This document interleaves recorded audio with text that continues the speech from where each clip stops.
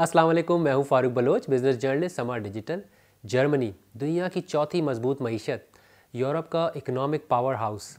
ये बात बहुत अरसे से हम सुनते आ रहे थे, मैं भी जानता था, लेकिन इसका सही अंदाज़ा तब हुआ जब 2010 में आपके भाई को जर्मनी जाने का शर्फ हासिल हुआ। चंद दिन मैं वहाँ रुका और मैंने देखा वहाँ का लाइफस्टाइल। लोग बसेस में, फेरीज़ में, बाइसिकल्स पे, ट्रैम्स में और ट्रेन्स, यहाँ तक कि अंडरग्राउंड ट्यूब्स में सफ़र कर रहे थे, क्योंकि उनको गाड़ियों की और मोटरसाइकिल्स की ज़रूरत नहीं थी। और हम कराची वाले तो ये देख के वैसे ही मुतासिर हो जाते हैं।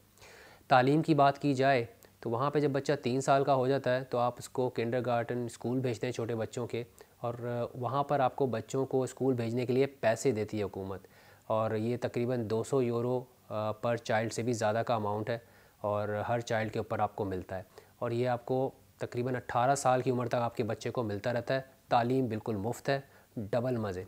और अगर बच्चा 18 साल के बाद तालीम कंटिन्यू रखना चाहे तो 25 साल तक ये अलाउंस मिलता रहता है, और उसके बाद फिर आगे मज़ीद पढ़ना चाहे तो स्कॉलरशिप भी ऑफ़र की जाती है। सेहत की बात कर ली जाए तो एक वहाँ पे हुकूमत की इंश्योरेंस पॉलिसी है, हेल्थ केयर वहाँ पे कवर हो जाता है।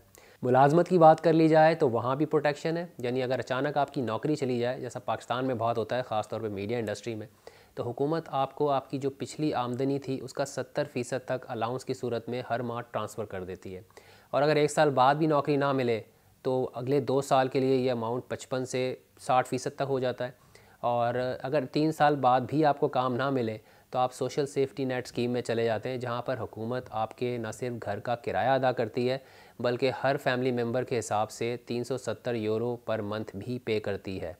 और इसी तरह की प्रोटेक्शन जो है बिज़नेसमैन को भी हासिल है। अगर आप बिज़नेस करते हैं, बिज़नेस का हाल बुरा है, फ्लॉप हो रहा है, लॉस में जा रहा है, तो यही प्रोटेक्शन मिलती है। 70% तक आमदनी का पहले साल आपको मिल जाता है, और उसके बाद अगले साल 55 से 60%। लेकिन इसमें एक और चीज़ भी है कि अगर आपका बिज़नेस जो है वो बिल्कुल ही फ्लॉप हो गया, आप बैंकरप्ट हो गए, तो उस सूरत में 2-3 ऑप्शंस होते हैं, लेकिन एक उसमें ऑप्शन सोशल सेफ्टी नेट का भी है, जो कि सैलरीड पर्सनस के केस में था। तो यहाँ भी आपकी प्रोटेक्शन मौजूद है। अब आप सोच रहे होंगे कि आप जर्मनी कैसे जा सकते हैं और वहाँ जाके काम कैसे ढूंढेंगे और क्या परमानेंट रेजिडेंस अप्लाई कर सकते हैं। यही आज की वीडियो का टॉपिक है, और इसके लिए हमने हेल्प ली है मेरे कुछ पुराने स्टूडेंट्स से, फ्रेंड्स से, और मेरे जो रिलेटिव्स हैं कुछ, उनसे ली है। तो स्टार्ट करते हैं पहले स्टेप से, जो कि है यूनिवर्सिटी का एडमिशन लेना। देखिए, जर्मनी के अंदर एडमिशन यूनिवर्सिटीज के तकरीबन दो बड़े तरीके हैं। एक तो ये कि uni-assist.de एक वेबसाइट है जो कि DWD डार्ट जर्मन गवर्नमेंट की तरफ से स्पॉन्सर की जाती है। और इस वेबसाइट में क्या है कि आपका सेंट्रलाइज्ड एडमिशन प्रोसेस है, यानी कि अगर आप किसी जर्मन यूनिवर्सिटी के अंदर अप्लाई करना चाहते हैं तो आप एक ही वक्त में बहुत सारी जर्मन यूनिवर्सिटीज़ में अप्लाई कर सकते हैं। एक तरीका तो ये है। दूसरा तरीका ये भी है कि कुछ यूनिवर्सिटीज इस प्रोग्राम में शामिल नहीं है, तो अगर आप किसी यूनिवर्सिटी में डायरेक्टली अप्लाई करना चाहें तो वो भी आप डायरेक्टली अप्लाई कर सकते हैं। तो इसके अंदर फिर आपको डायरेक्ट यूनिवर्सिटी से रब्ता करना पड़ेगा और फिर वो आपको एडमिशन लेटर जो है वो भेज सकते हैं। अच्छा, एक बार आपका एडमिशन हो जाए उसके बाद आपका क्या प्रोसेस है? वीज़ा अप्लाई करने से पहले क्या प्रोसेस करना होता है? देखिए, सबसे पहले आपको अपने डॉक्यूमेंट्स कंप्लीट करने पड़ेंगे। यूनिवर्सिटी के डॉक्यूमेंट्स हो गए, इंटर का सर्टिफिकेट हो गया, मैट्रिक का सर्टिफिकेट हो गया। उसके बाद आपको एचईसी से अपनी डिग्री रिकग्नाइज करानी पड़ेगी ऑलमोस्ट इन मोस्ट केसेस। उसके बाद फिर आपको एडमिशन के लिए अप्लाई करना पड़ेगा। जब आपके पास लेटर आ जाता है तो फिर आपको एम्बेसी या कराची के कॉन्सुलेट जो है वो बताएगी कि आपको और रिक्वायरमेंट्स क्या पूरी करनी है। उन रिक्वायरमेंट्स को पूरी करने के बाद फिर आप वीज़ा के लिए अप्लाई करते हैं। सो अगर 10,000 यूरो फॉर एग्जांपल बनती है कॉस्ट, तो आपकी 19 लाख रुपए पाकिस्तानी तकरीबन आपको देने हैं। अच्छा, इसमें प्रोसेस क्या होता है? ये पैसे आपके खर्च हो जाते हैं या आपने अपने ऊपर ही इस्तेमाल करने हैं? इसमें वीज़ा फीस कितनी है या वीज़ा फीस अलग से है? ये बताएं थोड़ा सा। ये 1 साल का लिविंग एक्सपेंस कहलाता है, और ये आपको ब्लॉक अकाउंट की शक्ल में पाकिस्तान से ट्रांसफर करना पड़ेगा at the time of admission, sorry at the time of getting your visa. ये पैसे आपको जर्मनी में ट्रांसफर करने पड़ेंगे, और फिर आप जर्मनी में आके वो अपने ऊपर यूज कर सकते हैं। मींस अपने लिविंग एक्सपेंस के लिए यूज करेंगे आप। तो ये 1 साल का खर्चा कहलाता है। इसको अगर आप डिवाइड करें तो ये मंथली पड़ेगा तकरीबन 850 यूरो पर मंथ। और ये पैसा रिफंडेबल होता है? अगर आपका वीज़ा रिफ्यूज़ हो जाए तो ये पैसे आपको वापस मिल जाते हैं? जब आप वीज़ा लेकर वहाँ पहुँच जाते हैं तो उसके बाद क्या चैलेंजेस आते हैं? आप वहाँ पे कितना काम कर सकते हैं लीगली, क्या काम करके आप अपनी जो लिविंग कॉस्ट है उसको कवर कर सकते हैं, फ़ीस कितनी होती है, क्या वो कवर हो सकती है, और मज़ीद क्या चैलेंजेस होते हैं। इस तरीके से है कि जर्मनी के अंदर 16 स्टेट्स हैं, या जिस तरीके से हम प्रोविंस का लफ्ज यूज़ करते हैं, 16 प्रोविंसेस समझ लें आप। इसके अंदर बाटन वुटनबर्ग एक ऐसी स्टेट है जो फीस जिसमें है। बाकी 15 ऐसी स्टेट्स हैं जहाँ पर फीस जो है वो इतनी नहीं है। मिसाल के तौर पर बहुत ही मिनिमल फीस है, जैसे कोई 150 यूरो, 200 यूरो, 250 यूरो सेमेस्टर की। तो ये फीस को निकालना एक पाकिस्तानी स्टूडेंट के लिए बहुत आसान होता है। अगर आप बाकी स्टेट्स के अंदर अप्लाई करें तो ज़्यादा बेहतर है, क्योंकि बाटन वुटनबर्ग के अंदर आपको एटलीस्ट 1500 यूरो पर सेमेस्टर देना पड़ेगा। और तो मेरा मशवरा ये होगा पाकिस्तानी स्टूडेंट्स को कि जो 15 अदर स्टेट्स हैं जहाँ पे आपको फीस नहीं देनी पड़ रही, यानी कि 200-250 यूरो से ज़्यादा फीस ना देना पड़े, तो ऐसी यूनिवर्सिटीज़ में अप्लाई करें। क्योंकि उसमें आपकी सिर्फ कॉस्ट ऑफ लिविंग होगी जो आपको देनी पड़ेगी, तो वो काफ़ी आसान हो जाता है एक स्टूडेंट के लिए। जब आप 1 साल के पैसे लेके आते हैं तो आप यहाँ पे अगर आने के बाद काम करना शुरू कर दें तो वो फिर प्रोसेस इस तरीके से होता है कि आपके खर्चा होता रहता है, लेकिन आप कमाते भी रहते हैं साथ साथ। तो आपके काफ़ी हद तक जो खर्चे हैं वो निकल जाते हैं। लेकिन इसके अंदर मैं स्टूडेंट्स को यही कहूँगा कि वो थोड़ी बहुत लैंग्वेज सीख के आएँ, जैसे A1 या A2 जो है वो करके आएँ, क्योंकि यहाँ पे अगर आपको और जॉब्स भी करनी पड़ती हैं तो आपको थोड़ी बहुत लैंग्वेज आनी चाहिए, अदरवाइज आपके और जॉब के ऑप्शंस भी काफ़ी हद तक कम हो जाते हैं। अगर मुझे पता होता कि यहाँ पे इंग्लिश की कोई वैल्यू नहीं है और जर्मन कितना ज़रूरी है, तो I would have also learned German for sure before coming here, because that is the ideal time. आपका बैचलर्स खत्म हुआ, आपने 1 साल जर्मन सीखी अच्छे तरीके से, और फिर आप यहाँ आए. That's how it should be done ideally. Unless आपके पेरेंट्स आपको सपोर्ट कर सकते हैं या आपके पास बहुत सारे पैसे हैं, तो आप आ जाएं बगैर जर्मन सीखे, कि आपको घर से पैसे मिलते रहे हर महीने और आप यहाँ आराम से रह रहे हैं, जो कि मैंने किया. लेकिन तो almost 1.5 year I did that. और वो ऐसा नहीं है कि मैंने उस 18-16 months में मैंने नहीं ढूंढी job. I was looking for it. Every place has a German requirement. Every place, even like unskilled work.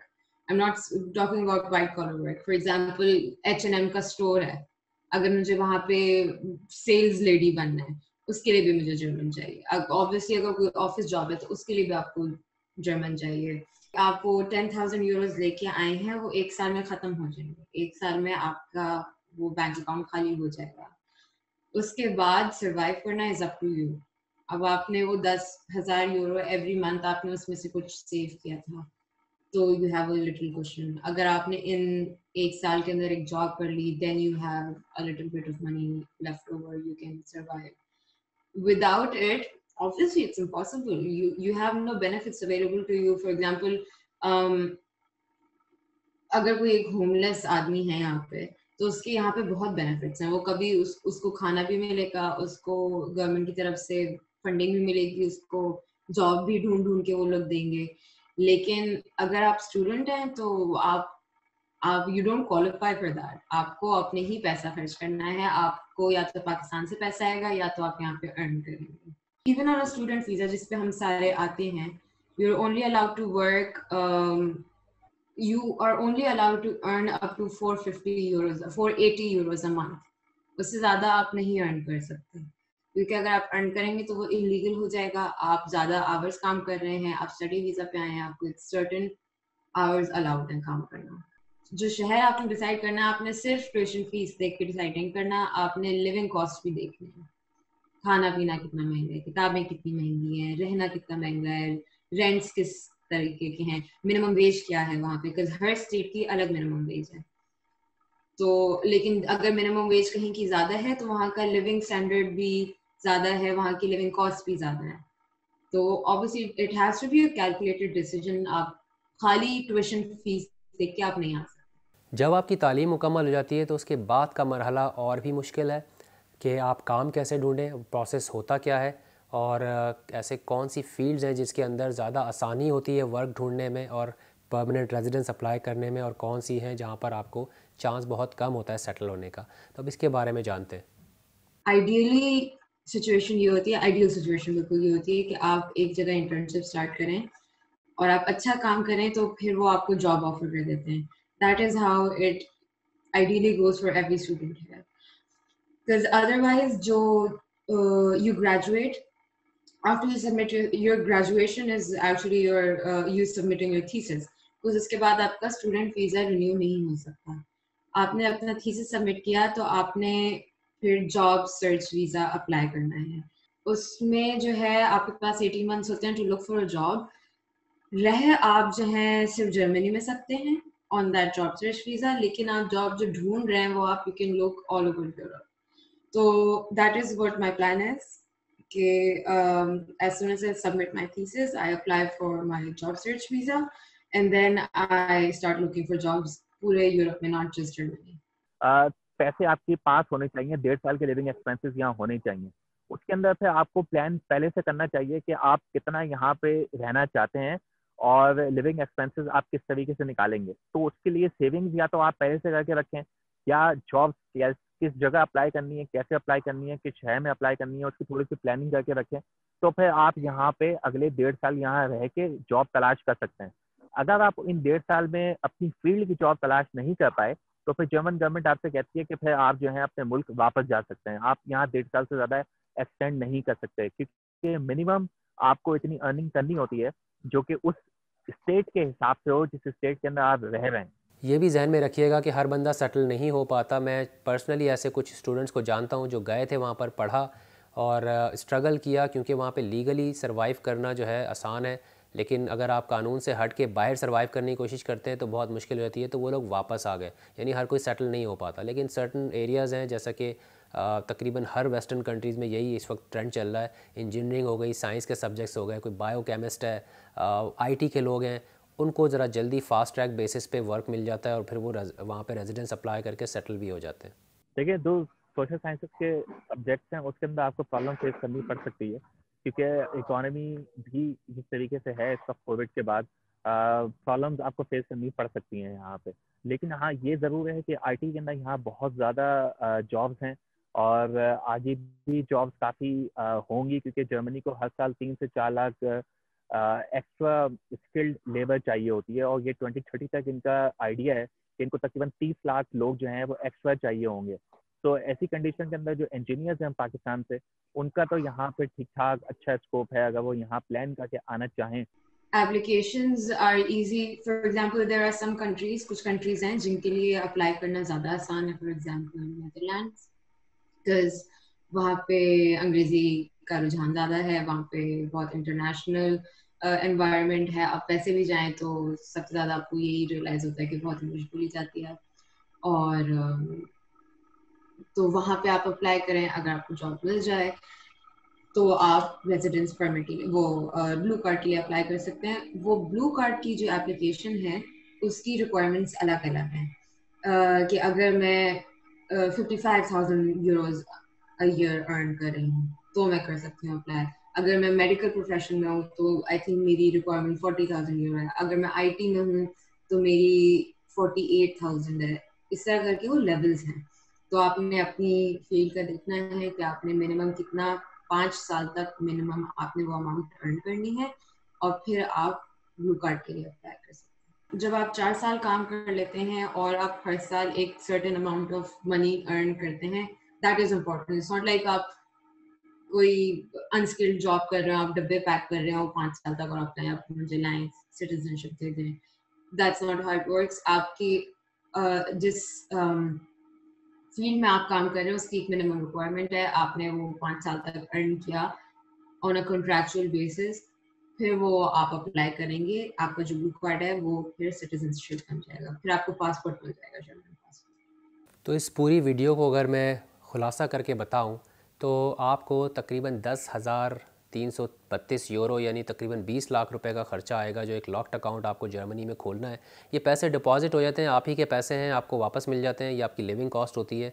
वो इंश्योर करते हैं कि भाई आप उनके ऊपर बोझ नहीं बनेंगे, पैसा आप अपने साथ लेके जा रहे हैं. जाते ही आप ज़्यादा पैसे निकाल लेते हैं, आई थिंक 2-2,500 यूरो, और बाद में फिर पर मंथ आप कुछ ना कुछ इसमें से निकालते रहते हैं. दूसरा खर्चा आपका वीज़ा फ़ीस है, 75 यूरो है, तो 15,000 के करीब है. ये 2 मेन एक्सपेंसेस हैं आपके। फ़ीस वहाँ आपने सुना स्टूडेंट्स को इतनी ज़्यादा नहीं है, आप निकाल सकते हैं पार्ट टाइम काम करके। सो आपने एडमिशन वहाँ पे जब ले लिया, उसके बाद आपने अच्छा एडमिशन के लिए आपने आइल्स का स्कोर जो मिनिमम 6 बैंड है, और अगर टॉफल की बात करूँ तो 213 है, कंप्यूटर बेस की बात कर रहा हूँ, लेकिन इससे ज़्यादा ले आए मिनिमम से तो ज़्यादा अच्छी बात है, अच्छी यूनिवर्सिटी में चले जाएंगे। स्टूडेंट वीज़ा मिल जाता है, आप वहाँ जाएँ, अपना पार्ट टाइम काम कर सकते हैं। उसके बाद आप जब तालीम कंप्लीट कर लेते हैं तो आप वर्क सर्च वीज़ा अप्लाई करते हैं, यानी इस दौरान आप काम ढूंढते हैं अपनी फील्ड से रिलेटेड। 18 माह का टाइम आपके पास होता है, लेकिन इसके अंदर इंपॉर्टेंट है कि जितने माह आपने वहाँ रुकना है, 18 माह, 6 माह, 10 माह, उतने का आपको एक्सपेंसेस दिखाने हैं कि मेरे पास ये पैसे मौजूद हैं, मैं अपना ख़र्चा उठा सकता हूँ। ये वर्क सर्च वीज़ा की रिक्वायरमेंट है। उस दौरान आप काम ढूंढते हैं, काम मिल जाएगा तो फिर आप वर्क वीज़ा अप्लाई करेंगे, और वहाँ से फिर आपकी राहें हमवार होना शुरू हो जाती हैं। वर्क वीज़ा आपका रिन्यू होता रहेगा जब तक आपके पास काम है, आप टैक्सेस भर रहे हैं, वर्क वीज़ा रिन्यू होता रहेगा। फिर एक पर्टिकुलर मुद्दत है, मेरे ख्याल से 7 साल जो उन्होंने बताई थी, जहाँ आपके 7 साल पूरे होते हैं आप रेजिडेंसी के लिए अप्लाई कर सकते हैं। यहाँ पर आपको एक और बात का ख्याल करना है कि जो कोरोना वायरस है उसकी वजह से दुनिया में हर जगह जो ऑफिस वर्क है वो स्लो हुआ हुआ है, और जो पाकिस्तान में एम्बेसीज़ है उनका भी काम स्लो हुआ हुआ है। तो जर्मन कॉन्सुलेट की वेबसाइट के मुताबिक अपॉइंटमेंट के अंदर कुछ केसेस में 1-1 साल का भी टाइम लग रहा है, जो आपका वीज़ा इंटरव्यू अपॉइंटमेंट है। फिर एक बार आप अप्लाई कर देते हैं तो 5 से 10 हफ्ते आपको प्रोसेसिंग टाइम चाहिए। तो जब आप अप्लाई करेंगे तो आप 1 साल या सवा साल एडवांस में करें तो ज़्यादा बेहतर है, ताकि आपको अपनी जो टाइम है यूनिवर्सिटी की क्लासेस स्टार्ट होने का, उससे पहले पहले आपका प्रोसेस हो जाए। वैसे तो अब वैक्सीन का सीन आ गया तो शायद काम थोड़ा सा तेज़ हो जाए, लेकिन फ़िलहाल यही इन्फॉर्मेशन है। तो ये तो था खुलासा कि जर्मनी का स्टूडेंट वीज़ा कैसे अप्लाई करना है और आगे अपॉर्चुनिटीज़ क्या हैं, वर्क वीज़ा कैसे मिलेगा, क्या रिक्वायरमेंट्स मीट करनी है, और फिर रेजिडेंसी कैसे अप्लाई कर सकते हैं। लेकिन इसमें अगर आप मज़ीद मालूमात चाहते हैं और डिटेल्स चाहते हैं, और आप चाहते हैं कि इस टॉपिक पे और इस जैसे मज़ीद टॉपिक्स पे हम वीडियोस करें, तो कमेंट्स, शेयर्स और लाइक्स की सूरत में हमें बताएं। इस इन्फॉर्मेशन को ज़्यादा से ज़्यादा लोगों के साथ शेयर करें ताकि उनको भी फ़ायदा हो। जैसे हमने कनाडा और ब्रिटेन पे, बरतानिया पे वीडियोस की थी, हम इस तरह की और वीडियोस भी करेंगे। अगली वीडियो तक के लिए अपना और अपने प्यारों का ख्याल रखिएगा। अल्लाह हाफ़िज़।